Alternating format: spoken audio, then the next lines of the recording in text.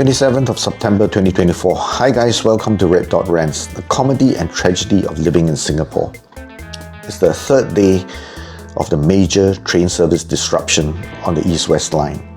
On the 25th of September, an eastbound train developed a fault on the East-West line near Clementi Station. Apparently, an axle box had fallen off a first-generation train, resulting in what authorities described as extensive damage to the train track and equipment between Clementi and Dover stations. This, in turn, caused a power trip that led to the disruption on the East-West line, one of the two original lines built during the 1980s. While the train was being withdrawn, a power trip was detected at 9:25 a.m., causing another train on the East-West line between Queenstown and Boon Lay stations to stall. SMRT first alerted the public to the disruption between Boon Lay and Queenstown stations on the East-West line on its Facebook page at about 9:05 a.m. LTA announced later in the day that regular train services would not be available between Boon Lay and Queenstown MRT stations for the rest of the day, leaving large crowds to form queues outside stations and nearby bus stops to be able to catch free shuttle and bridging bus services. Now, as it turned out, train service was still not available between Jurong East and Buona Vista MRT stations on the 26th of September. Initially, SMRT had announced that they would partially restore train service by running a train back and forth between the affected stations on the parallel track.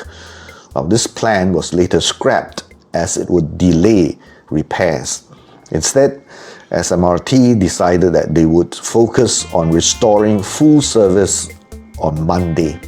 Meanwhile, Grab has been sympathizing with commuters, giving discounts of up to $4 for every booking, conveniently forgetting to mention that the cost of bookings had gone up to $50 or even more. Now just look at how the headline is being phrased. I say, please don't insult my residents.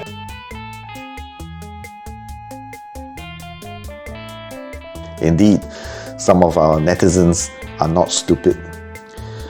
Our transport minister has been on the site explaining how extensive the damage has been, how hard the LTA and SMRT engineers have been working on segments that weigh more than a ton. Now, I think we can all appreciate how hard people have been working to restore normal train service. But a little historical perspective is in order. Now, last year, on the 19th of June 2023, the Straits Times, our newspaper, ran an article with SMRT Chairman saying that they don't want over-maintenance. As it turned out, all this toiling overnight has nothing to do with some unfortunate natural disaster, but a mess resulting from so-called balance between cost and reliability. I don't want to be a guinea pig when AI takes over. Now let's take a look at how our media and our netizens have been responding to the crisis. The angry ones. Almost inevitably, the issue of our founder's memorial was brought up, with some netizens saying that 335 million could have been better used on the maintenance of our MRT. Martin Lau said that the president didn't challenge the government on that. Well, let me remind Mr. Lau that our president won by a landslide thanks to our very supportive online supporters or voters. Bharat Kumar said, "Why do we complain when we keep on voting them?" Well, because Singaporeans are very fearful of change. They can tolerate the occasional service disruption, but they tremble in fear when they think about change. One said that we should understand the need to increase fares because if they don't, repairs may be further delayed. There may be even more breakdowns in future. What a way to justify all this when you have no competitor. My reply, this guy is a 模范韭菜. Another PLP by the name of Chua Se-ing said that Singaporeans have been too fortunate and pampered. We can't even endure a little inconvenience. He wrote in Chinese, 让他们好好维修吧，七嘴八舌也帮不了他们。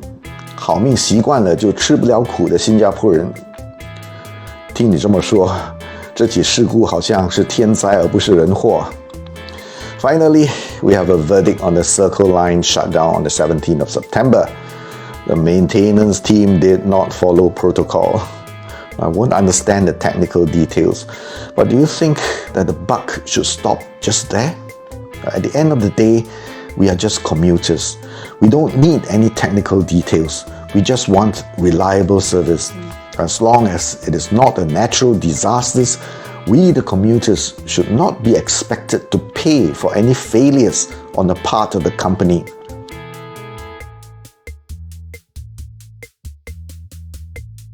That's all for now. I hope normal train service will resume on Monday. Hope for the best.